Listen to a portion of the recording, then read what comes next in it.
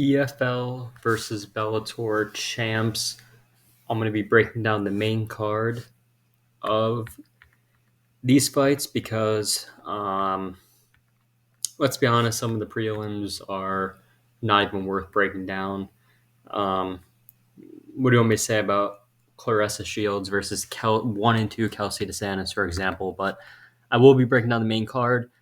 This is in Riyadh, Saudi Arabia. PFL and Bellator merger. They put on some pretty good fights in the main card. I'll jump right into them, not waste any more time. First fight of the main card is Clay Collard versus AJ McKee. I like AJ McKee, not if he doesn't maximize his win condition, though. And his maximizing his win condition would be to wrestle.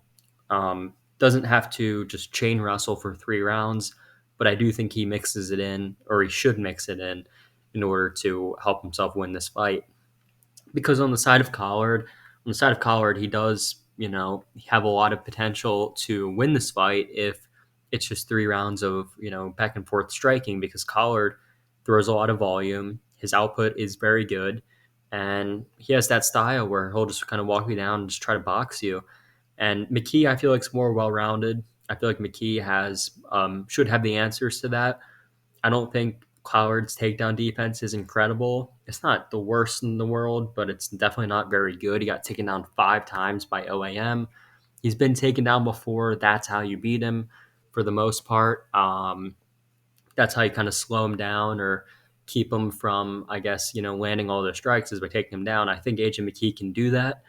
McKee's best attribute in his game is probably his grappling. And I do think he does have the ability to land takedowns here. As I said, McKee is a more well-rounded fighter. Not to say he's necessarily fought all of the better competition, although he did fight Pitbull twice, once to a close, fought him very close in a loss. And the first time he fought him, though, rocked him and then subbed him with a guillotine. So very opportunistic is McKee. When he sees something like a submission, he'll jump on it. Collard, I think, will be a step behind in the grappling department, where I think McKee will try to take this fight to. In the striking, again, I don't know how many times I have to say it, but I'll just say it one more. Collard is live. If you see that McKee is not shooting takedowns and it's just going to be a striking fight, I could see Collard looking much better than plus 240, but if McKee wrestles here, I think he wins just by being the better mixed martial artist, and I think he should do that. So give me AJ McKee to win via decision. Next fight on the card is Thiago Santos versus Yoel Romero. Listen, guys, I'm picking Thiago Santos. Yoel Romero's 46 years old. He's about to be 47. You know what I mean? This is an old guy. This guy is closer to 50 than he is to 40, Yoel Romero. He's not young. He's really not I think some people are thinking of the old Yoel Romero, which is why the line is so close. And they're also looking at the fact that Santos is coming off a few losses and he's 40. But there's a difference. Thiago Santos is 40, but he hasn't looked like he's completely fallen off. Whereas Yoel Romero in his last fight looked absolutely terrible 8 months ago. Now, he was fighting a really good fighter in Vadim Nemkov, but Thiago Santos, his last 3 have been against the top guys, really 2 of the top guys in the absolute world, Magomed Ankalaev, you know what I mean? And that fight was fairly competitive, mainly because Ankalaev was a little bit, I don't want to say scared, but he was kind of, he was kind of worried about the power threat coming back at him. So he took that fight, tried to be very careful in his approach. The Jamal Hill fight, Santos had some success. He took down Hill a few times, but Hill did, in fact, get the better of him as the fight went on. Hill did find the finish there as both guys were tired. Jamal Hill is one of the best in the world. Actually, he's fighting at UFC 300 against Alex Pereira in the main event. Just goes to show how good Jamal Hill is, and that fight is actually lined very closely. So the fact that Thiago Santos, had some success versus him at 40 years old or 39 at the time was pretty impressive. And then the fight against Rob Wilkinson, he lost 10 months ago. But Rob Wilkinson he failed a PED test, and even still, Thiago Santos took a round off of him. Old 40-year-old Santos took a round off of the roided up in prime Rob Wilkinson. He lost at 29-28. Didn't look bad at all in that. I mean, he definitely looked past, you could say he looked past his prime, but it wasn't like he was like falling off a cliff or anything. Like, it wasn't like he looked completely terrible. I thought he had a decent performance. I thought he just lost to the younger, hungrier guy, and apparently the guy that was roided out. So, I mean, no, I'm not going to shame him at all for those three losses, just because I don't think they were completely one-sided, and I think he was at least competitive in all three. Yoel Romero, he wasn't competitive in his last one. He's just too old at this point. He was kind of defying time.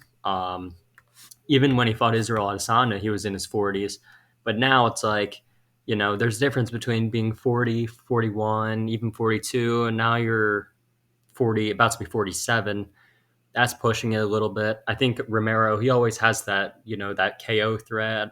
He always has that threat. But besides that, I don't know how he's going to look against Santos here. I imagine it's not going to be the best, definitely not the best version we're going to get. An old, kind of worn out version of Yoel. I don't think it's going to look the best. I think Thiago Santos wins this fight. Next one is Bruno Capoloza and Vadim Nemkov. Line is crazy wide. Well, I guess it's for good reason, though. Vadim Nemkov is better than Bruno Capoloza and is going to win the fight as long as he doesn't get chinned. He is moving up to heavyweight, Nemkov. So it's his first fight at heavyweight. You could say he is undersized, and it probably would be true because he's only a 6-foot heavyweight. But Capoloza's 6'2", 79-inch reach to 76-inch reach. So he's not at a huge 3-inch reach disadvantage. It's not the worst thing in the world. I think he can overcome that, knowing that Bruno Capoloza is pretty much KO or bust. He has 15 wins.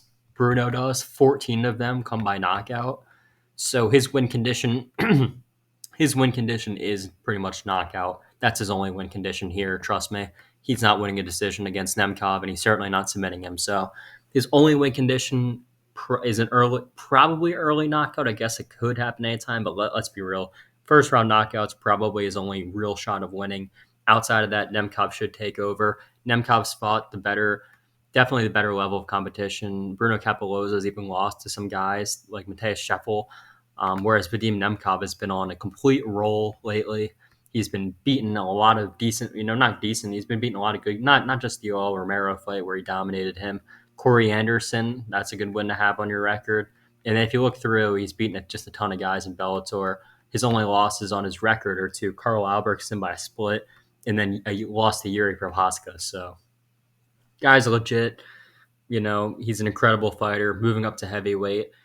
And this matchup is good for him. He's going to win this one. Just got to be wary of that power coming back from Capoloza, but Nemkov's better everywhere. He's got this one. Next fight, this is the featured fight on the main card. It is Ray Cooper III versus Jason Jackson at a catch weight of 182 pounds. And one last thing about the Capoloza and Nemkov fight before I move on.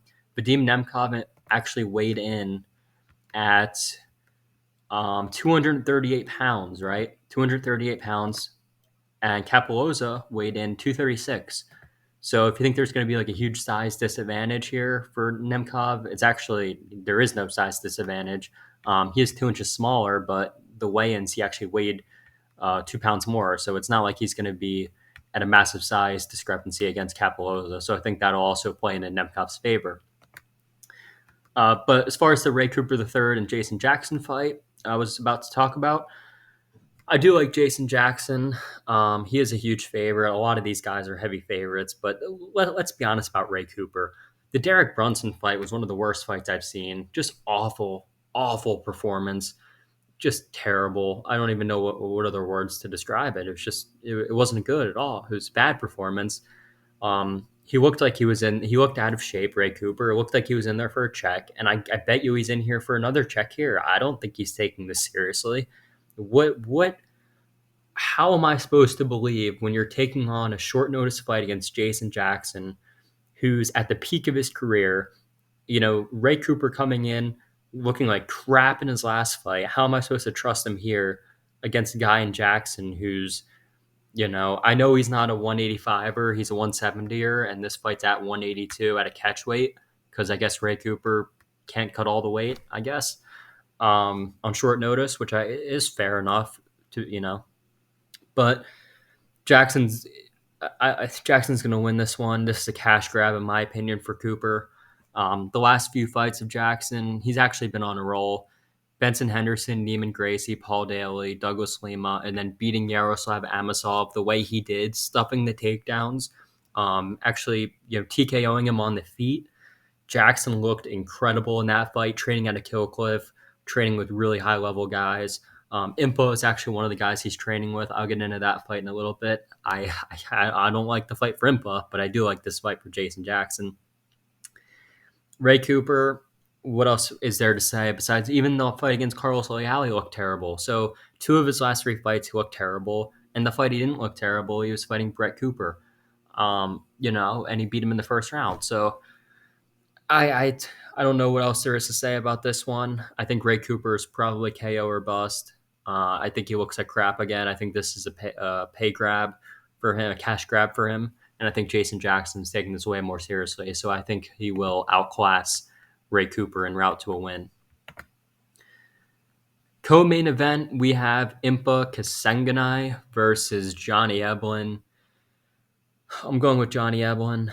I think this is could be one-sided traffic. It could be, and I think it probably will be. Johnny Eblen's better than Impa. There's levels to this game, and I really like Impa. Impa's story is incredible. Everything that he's overcome to get to this point. I know he got knocked out by Joaquin Buckley, one of the most viral knockouts in the UFC history. Um, and then he lost the fight in Eagle FC, and then his career was just looking kind of bleak. Like he didn't really know like how's his career going to go now, and then he gets in PFL and ends up winning the tournament, beats Josh Silveira to win $1 million. So I have nothing but respect for that. Impa Kasanganay, what a story, what a win, won $1 million, believed himself all the way. So all credit to him.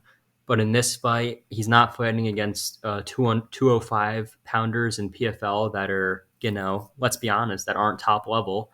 He's not fighting against guys that aren't top level anymore. He's not fighting Corey Hendricks or Tim Karen or Martin Hamlet, Josh Silveira. He's not fighting those guys. This is a big step up. This is the best guy he's ever fought. Impa's fought some pretty good guys in his career. If you look back, as I mentioned, the Buckley fight, Carlson Harris, he's fought some good guys in his career, but Johnny Eblen is by far the best guy he's ever fought. Johnny Eblen is, you could argue Johnny Eblen's the best fighter at 185 in the world. Some would argue that he beats DDP. I think that would be a really good fight. I want to see Johnny Eblen fight in the UFC. He's only 32 years old.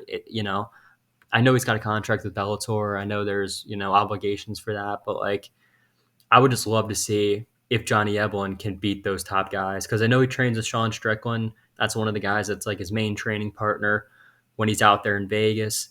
Um, and if Sean Strickland is making you one of his main training partners, if you're always training with him, obviously Strickland knows that this Johnny Eblen guy is really good. And I think Johnny Eblen runs through Impa. I think the pressure gets to Impa. I think he can take him down if he wants to. I think he can take him down. I think he can land more on the feet. I just think Impa is not going to be in rhythm at all. I think Johnny Eblen's going to be right on his game and is going to get the win. Johnny Eblen's also beaten a really good level of competition in his last few. Gegard Mousasi, Anatoly Tokov, and then finished Fabian Edwards. So he's been looking better and better as, the more fights he's been in. I also don't like that Impa is dropping down 20 pounds to get to 185 here after fighting, his last five or whatever at 205. I don't like that he's going back to 185 now. Eblen's been fighting at 185 his whole career. I think Impa bouncing up and down through weights. I don't know if that will.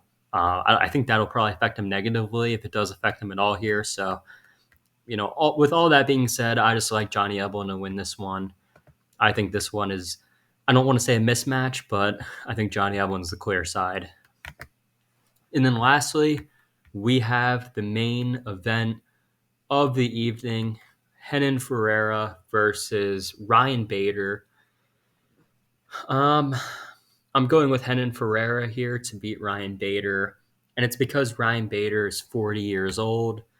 He's on the wrong side of 40 versus a 34-year-old Ferreira. Now, Bader does have the wrestling threat that could give Ferreira some problems if he does get the wrestling going. I think that is the major, part of Ryan Bader's game that he could try to implement. But I just think Ferreira is going to land that shot before Bader is able to get the wrestling going, and it's hard to rely on one punch or one shot. You know what I mean? It's hard to say like, oh, in an MMA fight, you're going to rely on the guy that's just a puncher, the guy that's just has the KO threat. Because you could talk about the Bruno Capelloza and Vadim Nemkov fight that I mentioned, and I said Capelloza only has a KO, a power threat, but I feel like that one's a little bit different because I feel like Vadim Nemkov is more in his prime.